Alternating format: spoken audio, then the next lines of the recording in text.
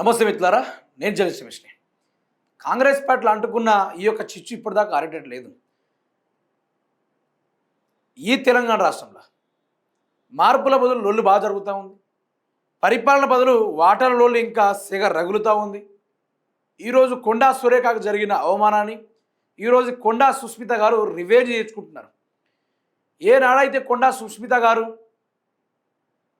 రేవంత్ రెడ్డి పైన అనుచిత వ్యాఖ్యలు చేశారో అప్పటి నుంచి చూసుకోవచ్చు. మనం ఆ టైం నుంచి చూసుకోవచ్చు. రేవంత్ రెడ్డి తన గేర్ కూడా మార్చాడు.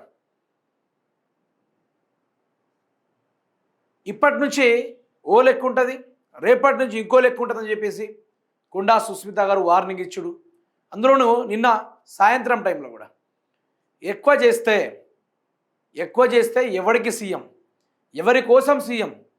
ఈరోజు వాళ్ళ కుటుంబాలే బాగుపడాలన్నా, ప్రజల దాకా పరిపాలన రావద్దా?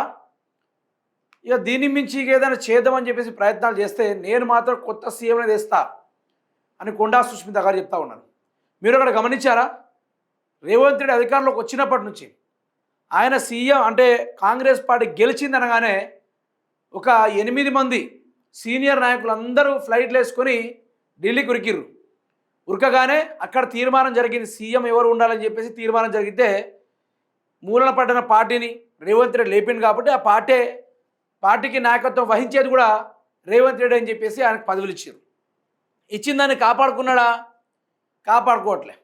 మాట్లాడితే కుటుంబ కలహాల మధ్యలో తీసుకొస్తున్నాడు, కేసీఆర్ని ముందు తీసుకొస్తున్నాడు, బీఆర్ఎస్ పార్టీని ముందు తీసుకొస్తున్నాడు. వాళ్ళ కుటుంబాలు దోచుకునేటట్టుగా అన్ని ప్లాన్లు వేశారు, అన్ని రకాలుగా పకడ్బందీ కబ్జాలు జరుగుతూ ఉన్నాయి అని చెప్పేసి చాలా నింద ఆరోపణలు కూడా బయటకు వచ్చినాయి. మంత్రుల్ని చూడకపోవడం, ఎమ్మెల్యేలు కూడా దగ్గర రానియకపోవడం, కార్యకర్తలు కూడా దగ్గర రానియకపోవడం, ఏదో అధికారం రాగానే అహంకారం పెరిగినట్టుగా కళ్ళు నెత్తికెక్కినట్టుగా మాట్లాడుతుండని చెప్పేసి మనం కూడా చూస్తూ ఉన్న ఆ వ్యవహారాలన్నింటినీ. ఇక తర్వాత వరుసపట్టి రాజగోపాల్ రెడ్డి అటాక్ చేయడం, జగ్గారెడ్డి ఆ పార్టీలో ఉన్న జీవన్ రెడ్డి పార్టీని వీడి వెళ్ళిపోవడం, కాంగ్రెస్ పార్టీలో ఉన్న కార్యకర్తలందరూ బీఆర్ఎస్ పార్టీలో చేరడం, చిన్నారెడ్డి కూడా అనుచిత వ్యాఖ్యలు చేయడం, ఇవన్నీ చూసిన తర్వాత, ఇవన్నీ జరిగిన తర్వాత ప్రజలకు రియలైజ్కి వచ్చారు. ఈయనని కాంగ్రెస్ పార్టీలో సీఎంగా ఉంచారు, ఈయనను మార్చేస్తారు. నేను మొన్న చెప్పా, రేవంత్ రెడ్డిని మార్చే ప్రయత్నాలు జరుగుతున్నాయి. ఢిల్లీలో మొత్తం నిర్ణయాలు అయిపోయినాయి. డిసెంబర్ 3వ తారీఖు అనౌన్స్మెంట్ అవుతుంది, 9వ తారీఖు రోజున ప్రమాణ స్వీకారం అవుతుంది. కర్ణాటకలో ఏ విధంగా సీఎం మార్పు జరిగిందో తెలంగాణ రాష్ట్రంలో కూడా అదే మార్పు జరగబోతుంది. ఇప్పుడు సీఎంని మార్చితే ఇప్పుడు ఈయన మీద ఉన్న, ఈయన వచ్చినప్పటి నుంచి పేదల ఇల్లు కూడా కొట్టుడు అవన్నీ చేసుడు తప్ప ఏది లేదు కదా.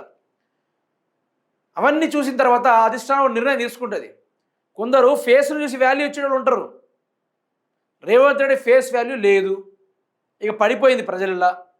ఎట్లా చేసైనా సరే కొత్త సీఎంని మార్చేస్తే అంతో కొంత పార్టీ బతికే అవకాశం ఉంటుందని చెప్పేసి వీళ్ళు ప్రయత్నాలు చేస్తూ ఉన్నారు, సర్వత్ర ప్రయత్నాలు చేస్తూ ఉన్నారు.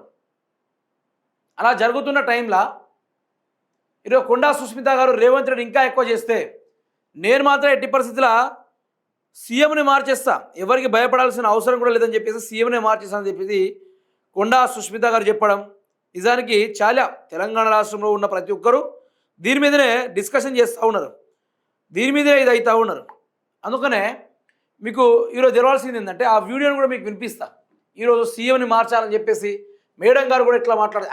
ఆయన ఏమంటాడంటే 10 ఏళ్ల పాటు నేనే అధికారంలో ఉంటా, నన్ను కుర్చీ నుంచి కిందకు దించాలని చూస్తేనే ఫెవికాల్ లెక్క అతుక్కుంటా, నన్ను ఇటు జేసీబీ ఇటు ఏనుగులు పెట్టి గుంజినా కూడా కుర్చీని ఆ అతుక్కున్న ఫెవికాల్ ఉందని నేను వీడనని చెప్పేసి రేవంత్ రెడ్డి మాట్లాడుతూ ఉంటాడు. ఏ సభ మీద ఎక్కినా కూడా 10 ఏళ్ళు నేనే సీఎం అనగానే మంత్రులు ఏమంటారు, ఇక 10 ఏళ్ళు ఈయనే సీఎం ఉంటే పక్కన వాళ్ళు ఏం చేయాలి? ఉత్తమ్ కుమార్ రెడ్డి ఏం చేయాలి? భట్టి విక్రమార్క ఏం చేయాలి? పార్టీ కోసం కష్టపడుతున్న రాజగోపాల్ రెడ్డి ఏమైపోవాలి అని చెప్పేసి ఈ విధమైన ఆరోపణలు ఎదుర్కొన్నాడు. ఆ మధ్యలో ఇదే 10 ఏళ్ల సీఎం పైన ఢిల్లీలో మీటింగ్ కూడా జరిగింది, క్యాబినెట్ మీటింగ్. ఇక్కడ క్యాబినెట్ సంస్థ అంతా ఆడిగిపోయింది. ఏంది మీ చిల్లరలొల్లి?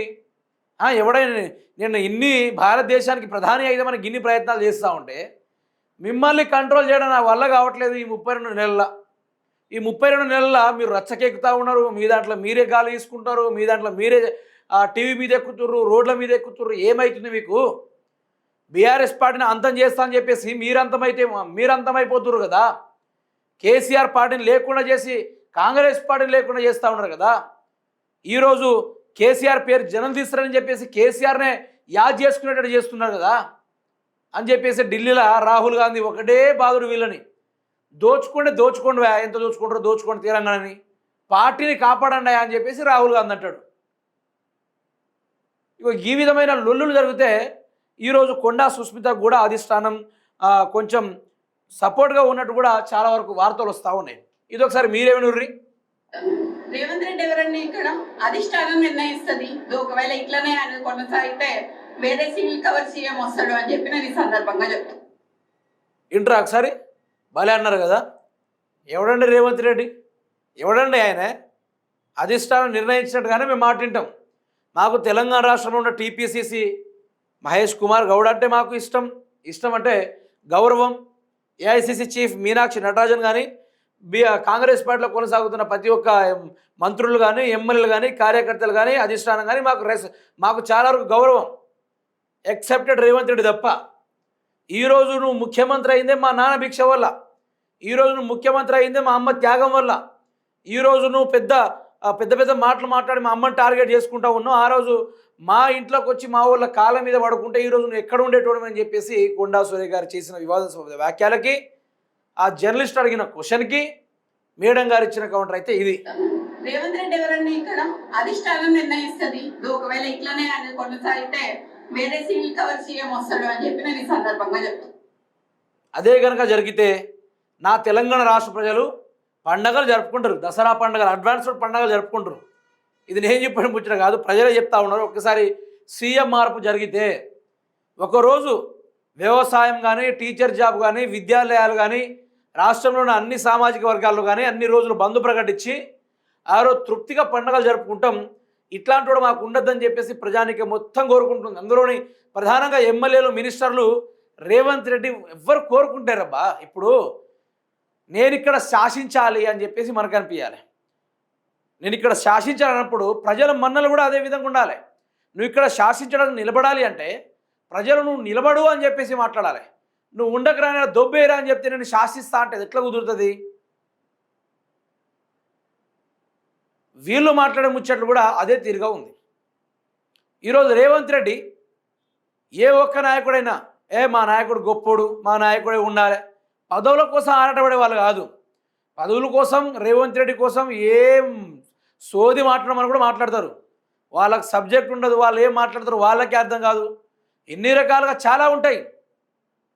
కానీ కాంగ్రెస్ పార్టీలో కొనసాగుతున్న వ్యక్తులు ఒక్కరిని అడగండి, ఈరోజు వాళ్ళు మనసులో ఎట్లా ఉందంటే కెమెరా తీసి అడగండి, కెమెరా పెట్టి కాదు, కెమెరా తీసి అడగండి. మనసులో ఉన్నది మొత్తం కక్కేస్తారు, కడుపులో ఉంది కూడా మొత్తం కక్కేస్తారు. రేవంత్ రెడ్డి ఉండాలా, ఊసిపోవాలా, రేవంత్ రెడ్డి సీఎంగా కొనసాగాలా, ఇక ఏ పదవులకు నిలబడకుండా చేయాలని చెప్పేసి వాళ్ళే క్లారిటీగా డిక్లేర్ చేస్తారు. కొండా సుస్మిత గారే కాదు, రేవంత్ రెడ్డిని తెలంగాణ రాష్ట్రంలో ప్రజల నుంచి, చిన్న ఓటర్ నుంచి మొదలు పెడితే పై స్థాయి దాకా ఎవ్వరు లెక్క చేయడం లేదు ఆయనని. ఎవడు ముఖ్యమంత్రి అంటున్నారు, ఎవడా ముఖ్యమంత్రి అని చెప్పేసి మాట్లాడుతూ ఉన్నారు. ఎందుకు ఇలా మాట్లాడడం జరుగుతుందంటే ఆయన అహంకారం కావచ్చు, ఆయన ప్రవర్తించే నీ రుబాబలాగుంటదే, నీ జవాబలాగుంటదే, పోరు నడిచినప్పుడు అన్న ఒక్కడివే, ఓటుకు నోటు బ్యాగులు పట్టినప్పుడు అన్న ఒక్కడివే, తిహార్ జైలుకు పోయినప్పుడు అన్న ఒక్కడివే, గిట్లాంటి అన్న ఒక్కడే అయిపోయిండు. నిండు చంద్రుడు ఒకవైపు, సుక్కలు ఒకవైపు అన్నట్టుగా అయిపోయింది వ్యవహారం.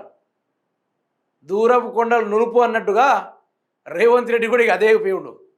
ఇటు చూసినా కూడా సీఎంని ఒంటరి చేసేసారు. దానికి కారణం రేవంత్ రెడ్డి మొదలుపెట్టిండు. కొండా సురేఖని ఒంటరిగా చేసి ఆత్మగౌరవం మీద కొట్టిండు. ఆమెను ఈరోజు ఏ సభ మీద రాకుండా అటెండ్ చేయకుండా దూరం పెట్టిండు. భట్టి విక్రమార్కని ఏబిఆర్ అనే రోతరాతలోడు వాడిని అడ్డం పెట్టుకొని వానితోటి పరువు బజార్ కీర్చిండు. వెంకటరెడ్డి కోమటిరెడ్డి ఒక న్యూస్ ఛానల్ని డైరెక్ట్గా చెప్పొద్దు మాట కానీ ఇక అతనిపైన లేనిపోయిన ఎలిగేషన్ తీసుకొచ్చారు. ఇట్లా రాష్ట్రంలో ప్రతి ఒక్క మంత్రివర్గం పైన ఒక్కొక్కరిని టార్గెట్ చేసుకుంటూ వచ్చిండు. ఎమ్మెల్యేలు అంటారా, ఈ ఎమ్మెల్యేల గురించి అసలు పట్టించుకునే కథే లేదు అసలు ఇప్పటిదాకా, స్టిల్ ఇప్పటిదాకా. అయితే మీకు అర్థం కావాల్సింది ఏంది సోదరులారా అంటే, ఎప్పుడు రేవంత్ రెడ్డి ఢిల్లీకి పోతాడో అప్పుడు తెలంగాణ రాష్ట్రంలో రాజగోపాల్ రెడ్డి కానీ, కొండా సురేఖ కానీ, బట్టి విక్రమార్కే కానీ, ఉత్తమ్ కుమార్ రెడ్డి కానీ, కోమటిరెడ్డి వెంకటరెడ్డి కానీ, వీళ్ళందరూ ఏకమై కొందరు ఎమ్మెల్యేలతో ఏకమై డిస్కషన్ చేస్తారు.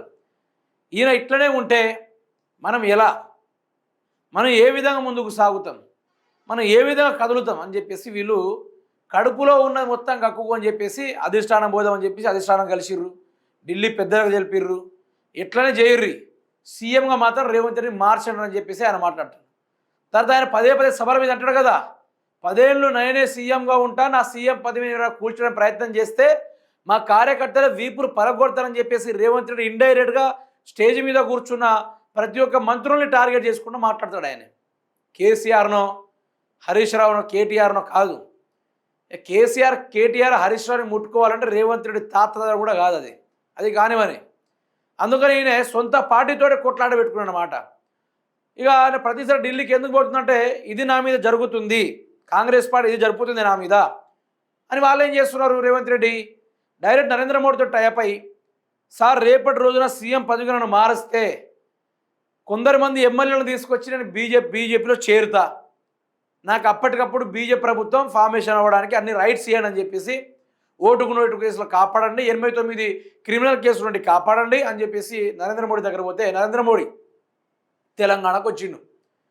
తెలంగాణకు వచ్చినప్పుడు రేవంత్ రెడ్డి ఆ సభకు అటెండ్ అయ్యి ఊహించని తీరుగా నువ్వు ఎక్కడో పోవాలనుకుంటున్నావు కానీ నువ్వు పోలేవు, నాతోటి చేతులు కలుపు, నువ్వు ఎక్కడికి పోవాలని నేను ఆడికి పంపిస్తా, నాతోటి చేయి కలుపు, మేరేసే జుడో లడో అని చెప్పేసి మోడీ అంటే తెలంగాణ సమాజం మొత్తం షాక్ అయిపోయింది.